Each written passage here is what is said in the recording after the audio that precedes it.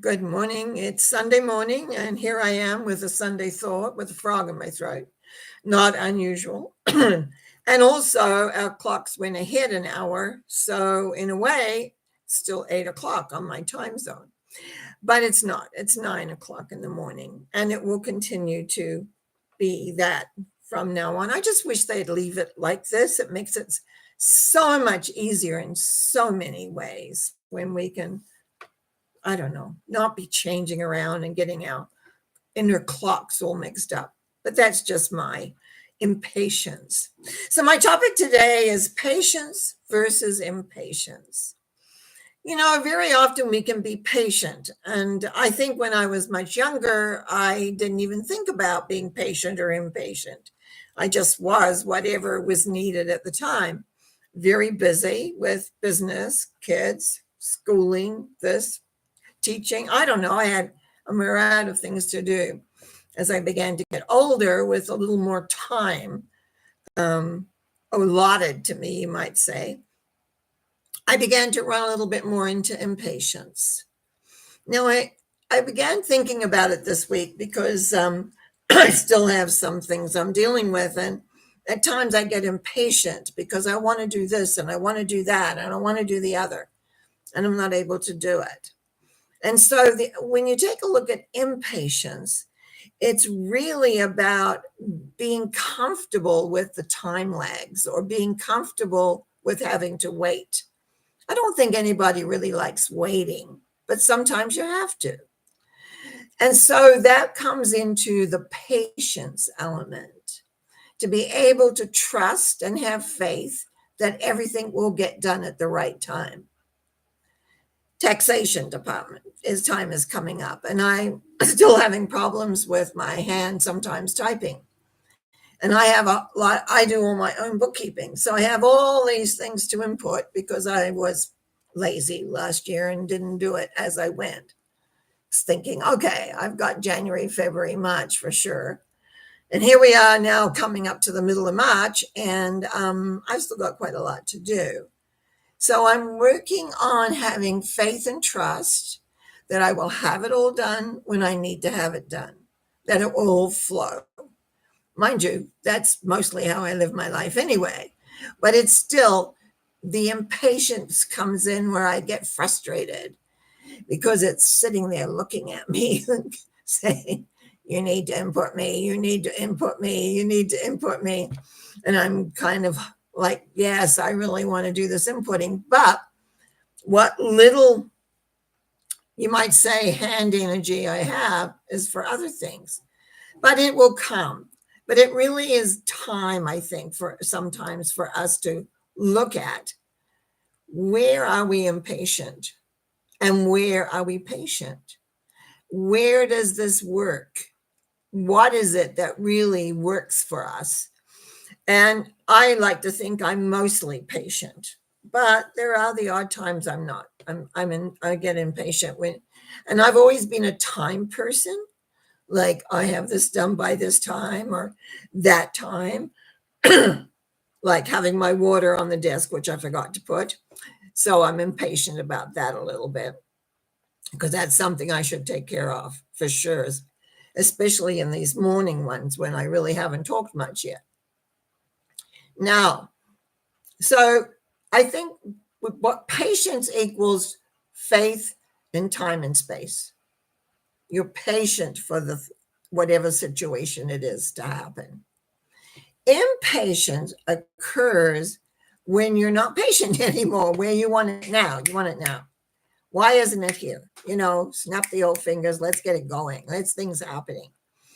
And very often for me right now, things will start happening, but it's not in my time frame.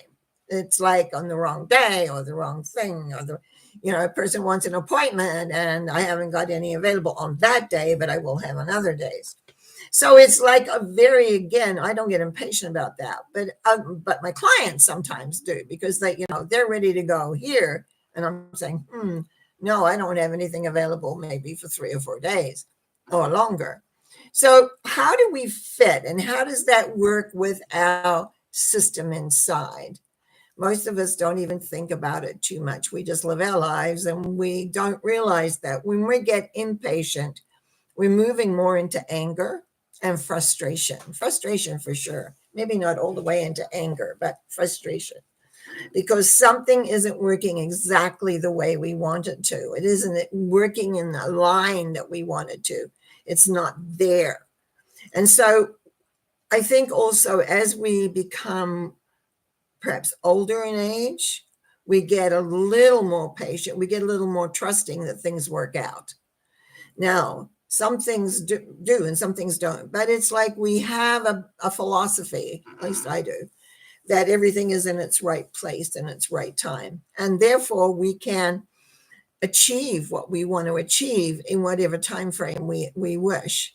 But I must admit, there are times when I get impatient, as I said, with the bookkeeping that needs to get done because it's glaring at me every day. And right now I don't have two hands to be able to input it correctly. So that is annoying, and to be frank. But it's not the end of the world because I don't have to have that ready yet. I still have time. I have time to work on that. And it will occur and will come. So and I've got a lot of it done anyway already.